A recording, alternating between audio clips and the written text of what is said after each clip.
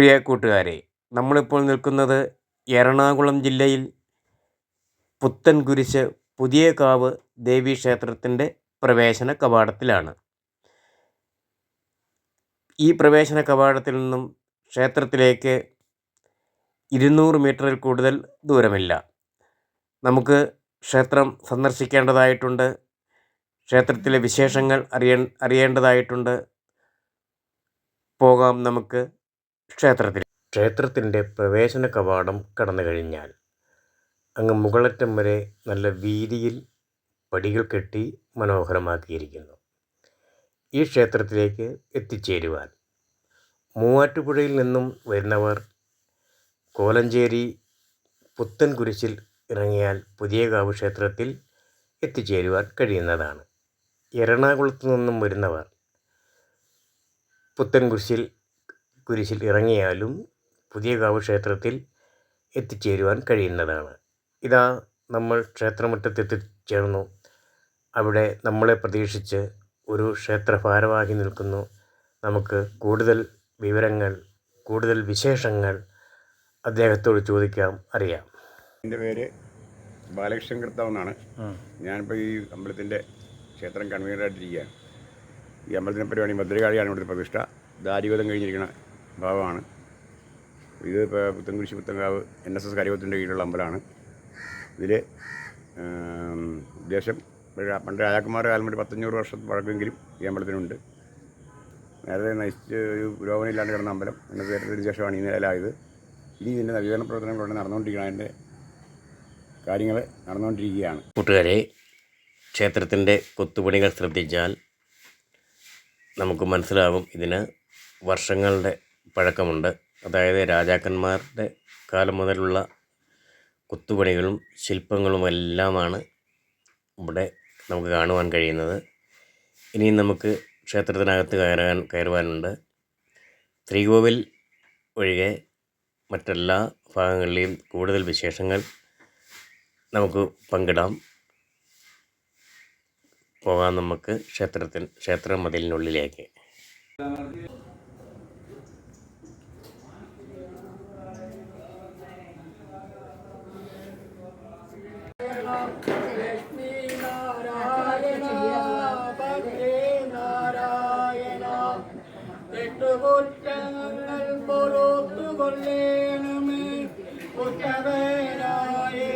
സ്നേഹമുണ്ടാകണേ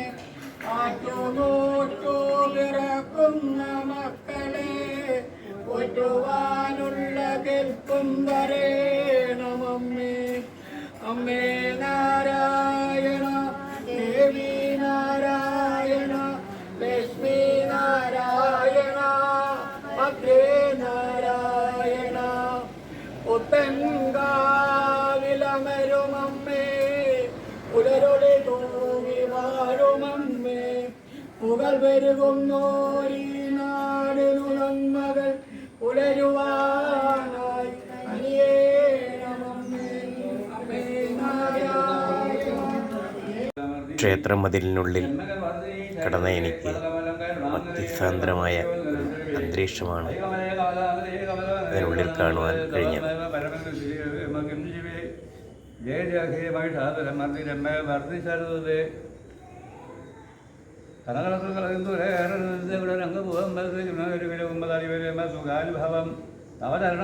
ഒരു ക്ഷേത്രം ജീവനക്കാരൻ കാർത്തിക ക്ഷേത്രത്തിൽ നടത്തുന്ന പ്രധാന വഴിപാടുകളെ കുറിച്ച് ഉത്സവങ്ങളെക്കുറിച്ചുമെല്ലാം വളരെ വിശദമായി പറഞ്ഞു തന്നു.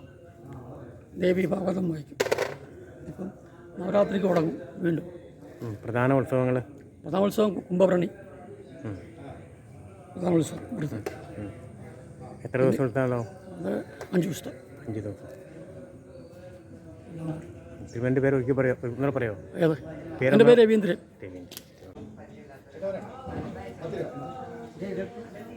വഴിപാട് കൗണ്ടറിൽ വിവിധ വഴിപാടുകൾക്കായി ഭക്തർ തിരക്ക് കൂട്ടുന്നത് നമുക്ക് കാണുവാൻ കഴിയും.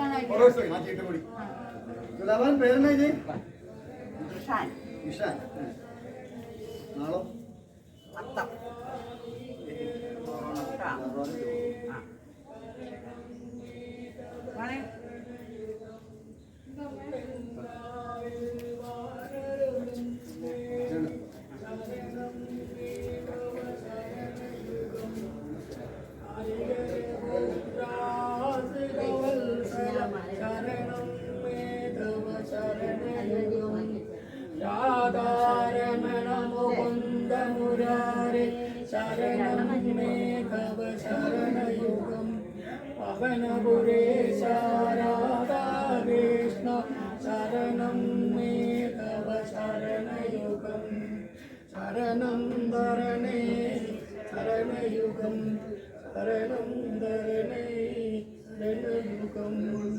ക്ഷേത്ര മതിൽക്കെട്ടിന് പുറത്ത് വടക്കുവശത്തായി ഉപദേവതകളെ കുടിയിരുത്തിയിരിക്കുന്നതും നമുക്ക് കാണുവാൻ സാധിക്കുന്നുണ്ട്. ഇവിടുത്തെ പ്രധാന വഴിപാട് കള്ള്, അവില്, മലര്, ശർക്കര തുടങ്ങിയവയാണെന്നും അദ്ദേഹം പറയുകയുണ്ടായി.